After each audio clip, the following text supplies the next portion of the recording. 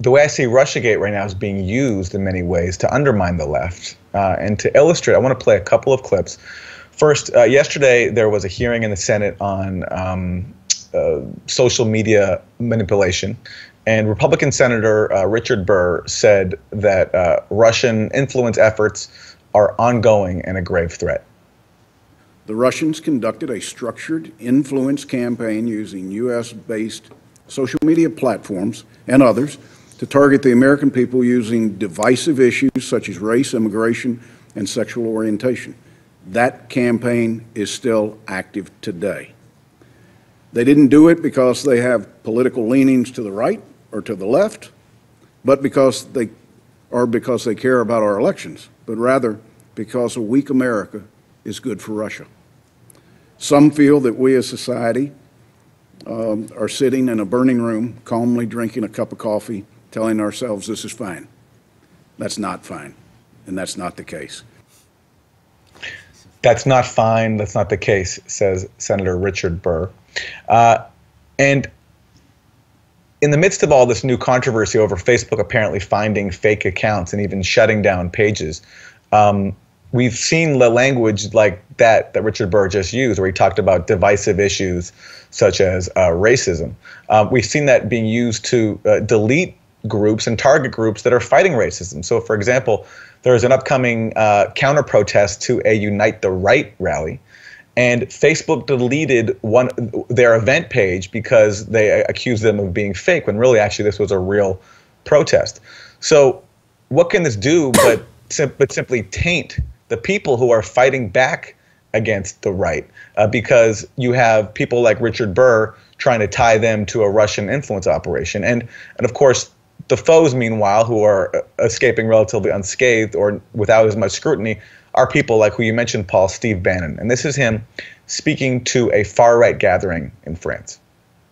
Let them call you racist. Laissez-vous appeler raciste. Let them call you xenophobes. Mais laissez-vous appeler xénophobes. Let them call you nativist. Laissez-vous les appeler nativistes. Wear it as a badge of honor. Portez-le comme un badge d'honneur. Because every day we get stronger and they get weaker.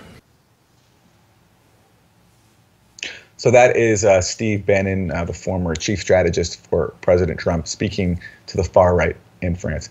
So, Paul, I imagine if you're Steve Bannon, you got to be loving this scene where you have both parties, Democrats and Republicans, basically painting leftist groups, anti-racist, anti-fascist, with the brush of being possible Kremlin dupes or Kremlin ops.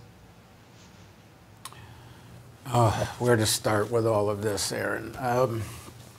Let me back up to your first clip first, because I think it's kind of fundamental, and then let me try to pick up the next point. Why does Russia benefit if America is weak? Russia is about the oligarchs. The oligarchs are about money. The money that matters to the oligarchs, first of all, is mostly US dollars. They have properties they own all over the world.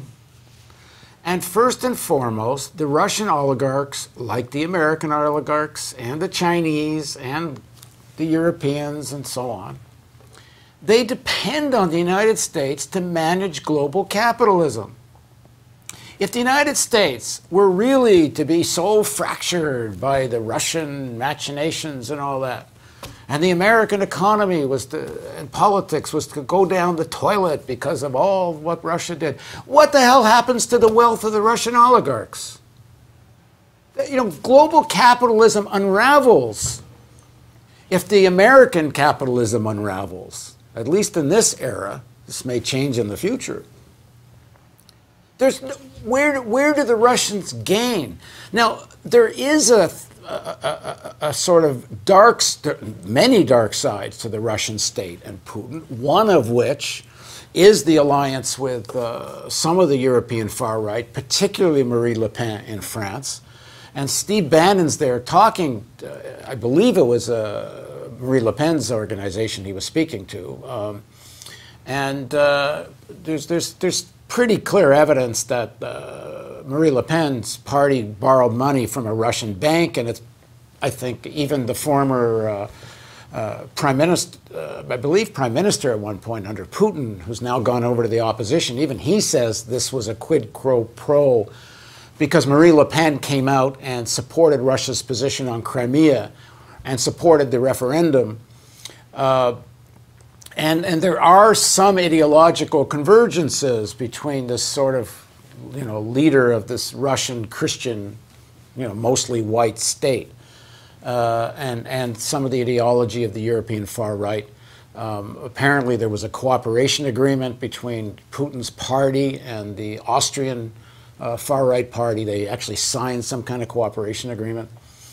But